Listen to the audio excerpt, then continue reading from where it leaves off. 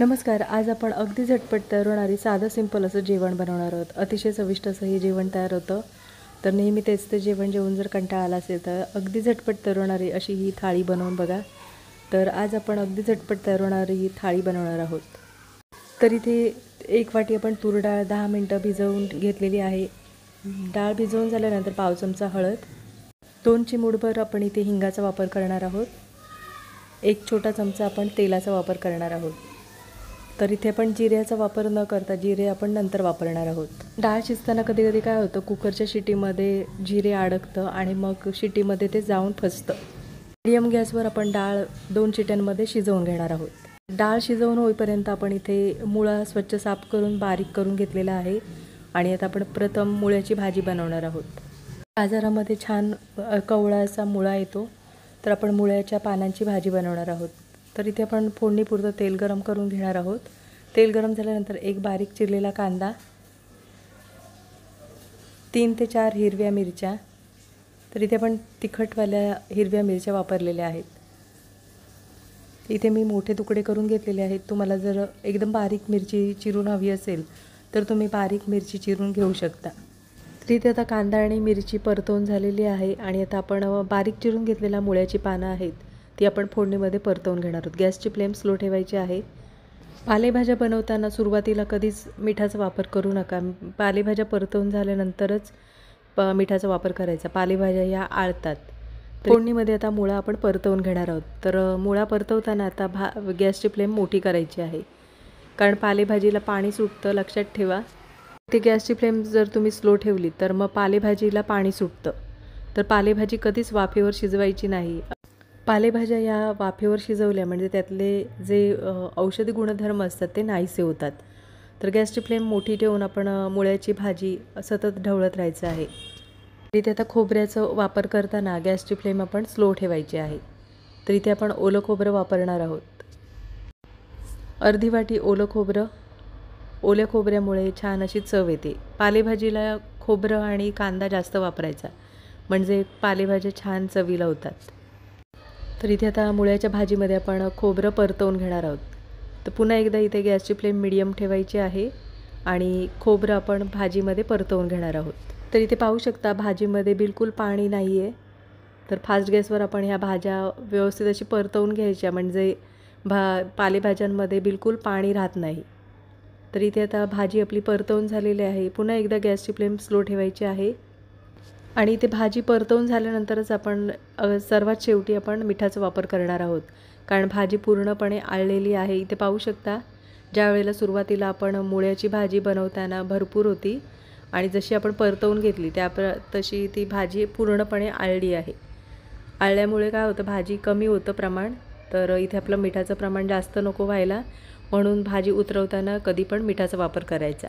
तर इथे आता गॅस बंद करायचा आहे. मुळ्याची भाजी तयार आहे. तर इथे कुकरमध्ये डाळ कितपत शिजलेली आहे ती पाहूया. तर इथे 2 शिट्यांमध्ये आपली तुरीची डाळ छान शिजलेली आहे. इथे पाहू शकता. तर इथे आपण गोडं वरण म्हणजे साधं गोडं वरण बनवणार आहोत. कोणतंही वाटण किंवा फोडणी न करता हे वरण बनवणार आहोत. अगदी लहानांपासून मोठ्यांपर्यंत सर्वांनाच आवडेल असं हे गोडं वरण तयार होतं. तर इथे आपण डाळ शिजल्यानंतर आपण गरम पाण्याचा वापर करायचा, म्हणजे डाळ छान मिक्स होते. तर तुम्हाला वरण कितपत घट्ट किंवा पातळ हवं आहे त्याप्रमाणे तुम्ही गरम पाण्याचा वापर करायचा आहे. गरम पाण्यामध्ये आता डाळ आपण व्यवस्थित अशी मिक्स करून घेणार आहोत. तुरीचं वरण थंड झाल्यानंतर घट्ट होतं, लक्षात ठेवा. तर इथे तुम्हाला कितपत वरण पातळ किंवा घट्ट हवं आहे त्याप्रमाणे तुम्ही पाण्याचा अंदाज ठेवायचा आहे. तर इथे आता गरम पाण्यामध्ये डाळ व्यवस्थित अशी मिक्स करून झालेली आहे. इथे पाहू शकता वरण म्हणजे डाळ छान शिजलेली आहे आणि एकजीव झालेली आहे. तर इथे आपण ह्या डाळीला कोणतीही फोडणी न करता अशीच आपण गोडी डाळ बनवणार आहोत. सुरुवातीला आपण जिऱ्याचा वापर न करता वरण असंच बनवलेलं, त्याच्यामुळे आपण इथे 1 चमचा जिऱ्याचा वापर करणार आहोत. आणि इथे आपण ओलं खोबरं घेतलेलं आहे. ओल्या खोबऱ्यामध्ये आपण गरम पाण्याचा वापर करणार आहोत. गरम पाण्याचा वापर केल्यानंतर आपण खोबरं थोडंसं हाताने रस काढून घेणार आहोत. खोबऱ्यामध्ये गरम पाण्याचा वापर केल्यामुळे नारळाचं रस छान निघतं. तर इथे आपण जिरे आपण डाळीमध्ये व्यवस्थित असं मिक्स करून घेणार आहोत आणि आपण खोबऱ्याचा रस काढून घेतलेला आहे ते खोबऱ्याबरोबरच आपण रसाचा वापर करणार आहोत. इथे तुम्हाला जर खोबरं आवडत नसेल तर तुम्ही नुसत्या रसाचा सुद्धा वापर करू शकता. तर इथे आपण जो नारळाचा रस आणि नारळ घेतलेला आहे तो आपण डाळीमध्ये व्यवस्थित असं मिक्स करून घेणार आहोत.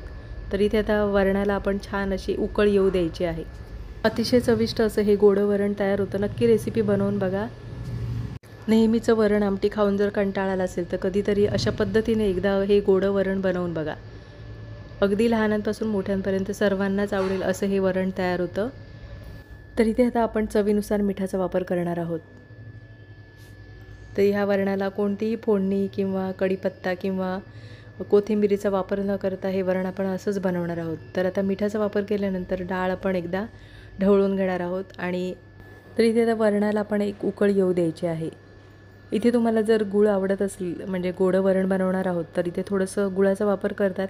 मी इथे गुळाचा वापर न करता असंच हे वरण साधं बनवलेलं आहे. काही ठिकाणी गोड्या वरणामध्ये थोडंसं गुळाचा वापर करतात. तुम्हाला जर गूळ आवडत असेल तर तुम्ही थोडंसं गुळाचा वापर करू शकता. तर इथे आता वरण छान उकळलेलं आहे आणि गॅस बंद करायचा आहे. तर इथे साधं सिंपल असं गोडं वरण तयार झालेलं आहे. तर इथे तोंडी लावण्यासाठी आपण कच्च्या केळ्याचे काप तयार करून घेणार आहोत. तर कच्ची केळी आपण अशा पद्धतीने काप करून घेतलेले आहेत आणि मिठाच्या पाण्यामध्ये ठेवलेले आहेत म्हणजे ते काळे पडू नये म्हणून. तर इथे आता पाणी आपण सर्व काढून टाकणार आहोत. पाव चमचा आपण इथे आलं लसूण पेस्ट वापरणार आहोत. 2 चिमूटभर हिंगाचा वापर करणार आहोत. घरगुती लाल तिखट 1 चमचा. घरगुती लाल तिखट हे तुम्ही तुमच्या आवडीनुसार वापरू शकता. चवीनुसार मीठ.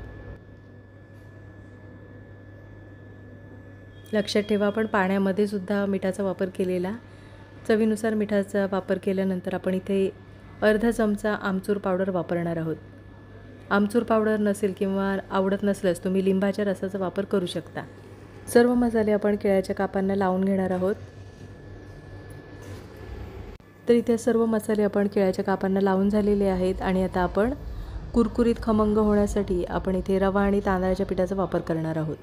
पण बारीक रव्याचा वापर केलेला आहे. तुमच्या इथे जर जाड रवा असेल तर तुम्ही मिक्सरला फिरवून घेऊ शकता. आणि 2 ते 3 चमचे आपण तांदळाचं पीठ वापरलेलं आहे आणि 2 चमचे आपण बेसनचा वापर करणार आहोत. छान असे खमंग कुरकुरीत असे केळ्याचे काप तयार होतात. तर इथे आपण रव्यामध्ये तांदळाचं पीठ आणि बेसन मिक्स करून झालेलं आहे आणि आता चवीनुसार मिठाचा वापर करणार आहोत. पिठं छान मिक्स करून झाल्यानंतर आपण चवीनुसार मीठ आणि लाल तिखटाचा वापर करणार आहोत. अर्धा चमचा लाल तिखटाचा वापर केलेला आहे. मीठ आणि लाल तिखट आपण रवा, बेसन आणि तांदळाच्या पिठामध्ये मिक्स करून घेणार आहोत. मीठ आणि लाल तिखट मिक्स करून झालेलं आहे आणि आता आपण जे केळ्याचे काप तयार करून घेतलेले आहेत ते आपण रव्यामध्ये घोळवून घेणार आहोत. तर सर्व काप आपण अशाच पद्धतीने सर्व घोळवून घेणार आहोत. तर इथे सर्व केळ्याचे काप आपण रवा आणि तांदळाच्या पिठामध्ये घोळवून झालेले आहेत आणि फ्रायपॅनमध्ये आपण तेल गरम करून घेतलेलं आहे. तर आपण इथे हे शॅलो फ्राय करून घेणार आहोत. डीप फ्राय न करता शॅलो फ्राय करणार आहोत. तर फ्रायपॅनमध्ये आपण थोडंसं तेल गरम करून घेतलेलं आहे. गॅसची फ्लेम स्लो ठेवायची आहे आणि स्लो गॅसवर आपण कुरकुरीत अगदी होईपर्यंत आपण हे केळ्याचे काप तळून घेणार आहोत. एक बाजू छान खरपूस कुरकुरीत अशी तळून झाल्यानंतर आपण पलटून घेणार आहोत. सर्व केळ्याचे काप आपण एक बाजू छान तळून झाल्यानंतर पलटी करून घ्यायची आहे. केळ्याचे काप एकदम जाड पण नाही करायचे आणि पातळसुद्धा करायचे नाही म्हणजे छान असे कुरकुरीत आणि अगदी चविष्ट असे हे केळ्याचे काप तयार होतात. तर इथे सर्व केळ्याचे काप उलटपलट करून अगदी खरपूस असे तळून झालेले आहेत. तर हे केळ्याचे काप आपण एका ताटामध्ये काढून घेणार आहोत. नक्कीच रेसिपी बनवून बघा आणि कमेंटमध्ये मला नक्कीच सांगा. तर इथे हे केळ्याचे काप तयार झालेले आहेत. एका ताटामध्ये काढून घेणार आहोत. अतिशय चविष्ट असे ही थाळी तयार होते. नक्की रेसिपी बनवून बघा. तर इथे खमंग कुरकुरीत असे केळ्याचे काप तयार झालेले आहेत. मुळ्याची भाजी आणि गोडं वरण.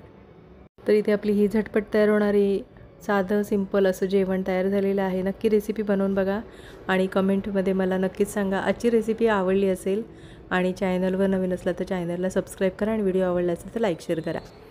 तर तोंडी लावायला आपण आवळ्याचं लोणचं बनवलेलं आहे ते आपण इथे थोडं ठेवलेलं आहे. नक्कीच हे सर्व पदार्थ बनवून बघा आणि पुन्हा भेटू अशाच नवीन रेसिपीमध्ये.